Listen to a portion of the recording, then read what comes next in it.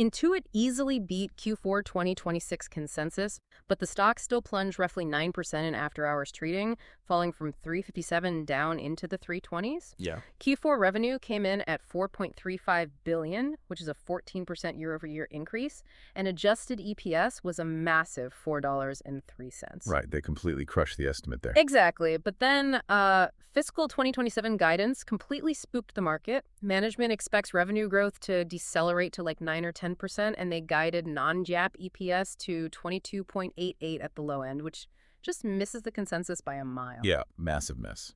So looking at all the earnings notes today, your mission for this deep dive is, why is Wall Street punishing a huge 47% earnings beat with a 9% haircut to the stock? It is the multi-billion-dollar question. I mean, when you look at the raw headline data, it feels like a total disconnect.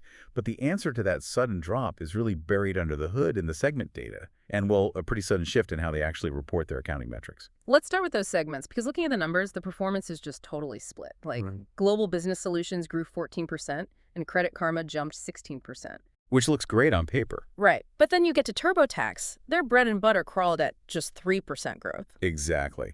And the broader context there is that total online paying customers across the board only grew a meager 3% year over year. So they successfully squeezed more revenue out of their existing users through pretty aggressive price hikes this quarter. Which explains that top-line beat. Right. But it's not sustainable. No, because you can only hike prices so much before people just leave. I mean, it's like a leaky bucket. Right. Oh. Sure, you're pouring more water in by charging higher prices, but with only 3% actual customer growth, the bucket is springing leaks way faster than you can find new people to fill it. That's a perfect way to visualize it. And that dynamic leads directly into their margin pressures. Because while they beat on adjusted EPS, their Q4 GAAP EPS actually fell 1%. Oh, wow. Really? Yeah. That drop was driven by a hefty $293 million restructuring charge, plus heavy stock-based compensation, or SBC. And this is where that 2027 guidance really fell off a cliff, right? Because they are fundamentally changing how they report those numbers. They are. For fiscal 2027, Intuit is separating MailChimp out into its own reporting segment, and they're expecting flat to negative growth there. Which strips away a big layer of camouflage. Precisely. But the real kicker is that they're now including that stock-based compensation in their non-GAAP metrics. Since tech companies rely heavily on stock to pay employees, moving that massive expense into the non-GAAP numbers is just structurally weighing down that 2027 EPS guide. So management clearly sees this leaky bucket and this margin squeeze. What's the actual plan? Because reading CEO Sasan Goodarzi's commentary, it sounds like an active pivot. It is a massive strategic pivot. Goodarzi actually admitted on the call that the aggressive pricing we just talked about drove TurboTax users away to free alternatives. Right. Nobody likes a price hike. Exactly. So to fix it, Intuit is executing a classic J-curve strategy.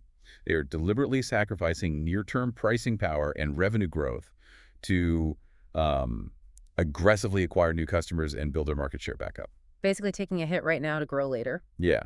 Instead of squeezing current users, they're heavily investing in what they call their big bets, specifically their AI-driven platform, Intuit Intelligence. Okay, wait, I have to push back here. They want to deliberately sacrifice short-term revenue to build market share. Do retail investors actually have the stomach to wait out a J-curve turnaround? Well, because looking at this multiple compression, the forward PE has dropped to 15.3x. We haven't seen valuation levels like that on this stock since the 2008 financial crisis. Yeah, and that is the core tension for anyone holding this stock. The success of this pivot completely defines their risk-reward profile for the next year. You have to weigh that long-term AI vision against very real near-term risks. Like the debt maturities. Right. Intuit has to manage liquidity for their 2027 debt maturities. They have the structural drag of that stalling MailChimp segment we mentioned.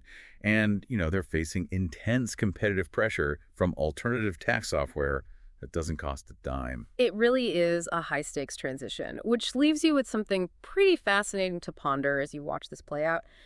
If Intuit actually pulls this off, right, if they use this painful period to build a massive free user base that they can eventually upsell into high-margin AI financial services down the road, could this current multiple compression actually represent a generational entry point for long-term investors? I mean, if you believe in the AI pivot, it just might.